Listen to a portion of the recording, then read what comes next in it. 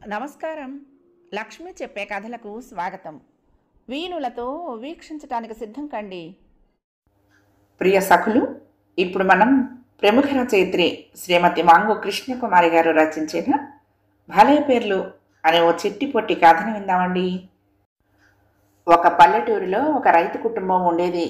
ఆ యజమానికి విచిత్రమైన సరదాలుండేవి. తన పేరు నెయ్యి అని పెట్టుకున్నాడు. భార్యకి పరమాన్నం అని పెట్టాడు. కొడుక్కి పెరుగ్గారె అని పేరు పెట్టాడు. కూతురికి లడ్డు అని పేరు పెట్టాడు. కూతురు పుట్టిన తర్వాత చాలా కాలానికి 2 కావలలు పుట్టారు. వాళ్ళకి సున్నుండా పోకుండా అని పేర్లు పెట్టాడు. ఆఖరికి ఇంట్లో ఉండే పని వాళ్ళకి కూడా ద్రాక్ష, బత్తాయి అని పేర్లు పెట్టాడు. వాళ్ళందరికీ అసలు పేర్లు వేరే ఉన్నాయి. ఊరి వాళ్ళు అసలు పేర్లతో వ్యవహరిస్తూ ఉంటారు.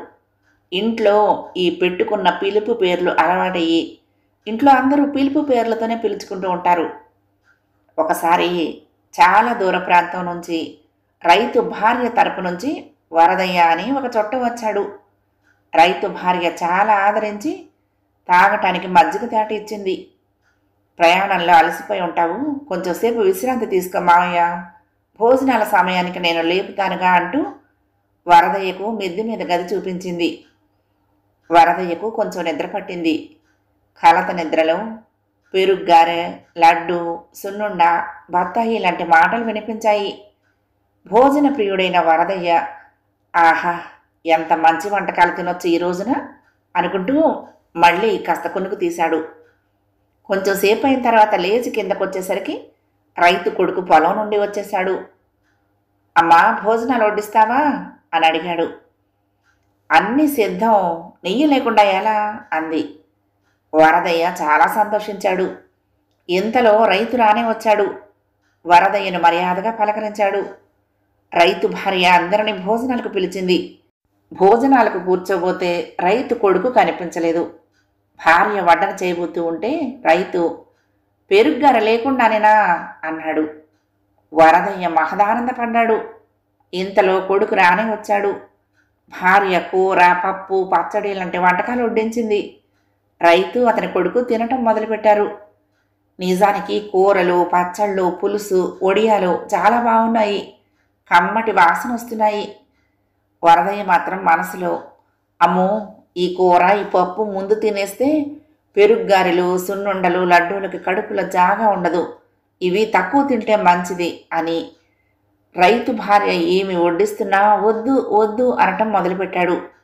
ఇంతలో రైతు భార్య రైతుతో సున్నుండ పాకుండల్ని తీసుకొస్తానండి, లడ్డు కూడా ఇక్కడే ఉంది అని ముందు గది వైపు వెళ్ళింది. కూతురు వచ్చి వడ్డం చేస్తూ పెరుగ్గిన్నె తేబోతే రైతు పరమాన్నం రానివే అన్నాడు. దాంతో వరదయ్యకు మళ్ళీ ఆశ లేచింది. రైతు భార్య పిల్లల్ని పనివాళ్ళకప్పచెప్పి మళ్ళీ వచ్చింది. ఆమె సున్నుండలు, పాకుండలు తెస్తుందేమో అనుకున్న వరదయ్యకు ఆశాభంగమే అయ్యింది. అప్పటికి రైతు కొడుకు భోజనాలు అయిపోవచ్చాయి. రైతు భార్యతో ద్రాక్ష, బత్తాయి ఎక్కడే అన్నాడు. వరదయ్య పట్టుమని పట్టెడు అన్నం కూడా తినలేదు.